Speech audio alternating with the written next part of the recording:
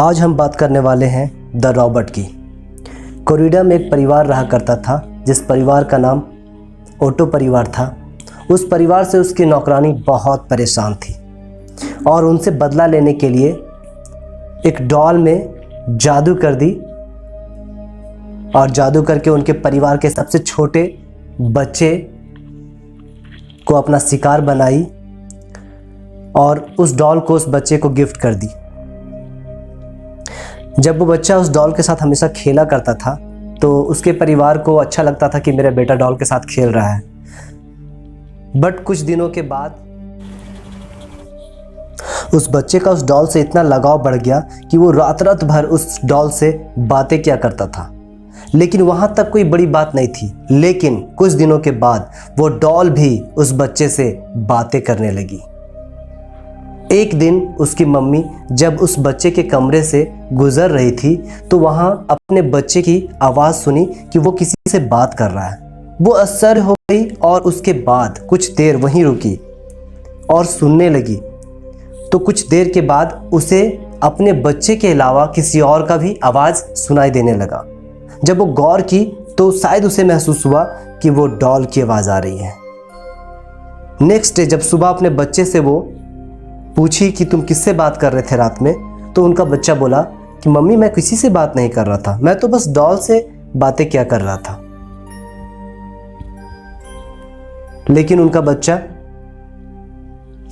धीरे धीरे उस डॉल के साथ इतना लगाव बढ़ चुका था उसका कि उस डॉल के बिना वो रहता नहीं था। जब भी वो खाने पे टेबल के पास बैठता तो उसके लिए एक अलग से चेयर लगा दिया करता था और उस चेयर पे उसको रख दिया करता था। उसके लिए अलग से खाना कि डॉल खाएगी, बट ऐसा होता नहीं था। कुछ दिन के बाद उसकी मम्मी ठीक उसी तरह से रात में जब उसके कमरे से गुजर रही थी तो वो देखी कि डॉल चल रही है। अब ये देख कर के उसकी मम्मी परेशान हो गई और तुरंत अपने हस्बैंड से बताई कि ऐसा ऐसा हो रहा है। तुरंत उसके पापा और उसकी मम्मी दोनों कोई जब उसके रूम में आए तो देखे कि वो डॉल खड़ी है। ये देख करके तुरंत उस डॉल को उन्होंने एक कबर्ड के अंदर बंद कर दिया। लेकिन फिर क्या था, जब उनके मम्मी पापा डॉल को एक कबर्ड के अंदर बंद कर देते हैं तो वो डॉल कुछ दिनों तक तो अपना कोई भी रूप नहीं दिखाती है, लेकिन ठीक 4-5 दिनों के बाद उस बच्चे पे अपना असर दिखाने लगती है।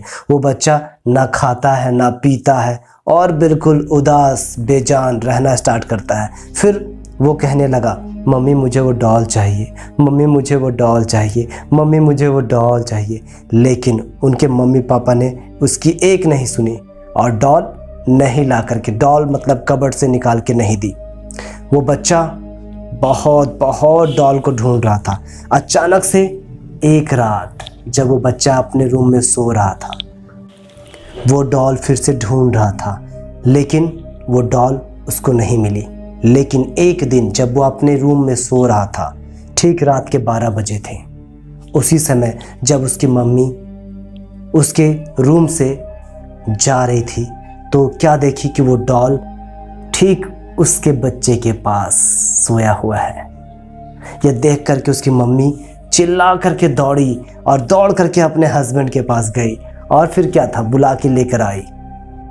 जब वो अपने हस्बैंड के साथ उस रूम में आती है और देखती है कि डॉल उसके बेटे के पास सोया हुआ है तो तुरंत उस डॉल को उठा करके एक रूम में एक कबर्ड के अंदर बंद कर देती है और फिर उस रूम को कभी नहीं खोलती है।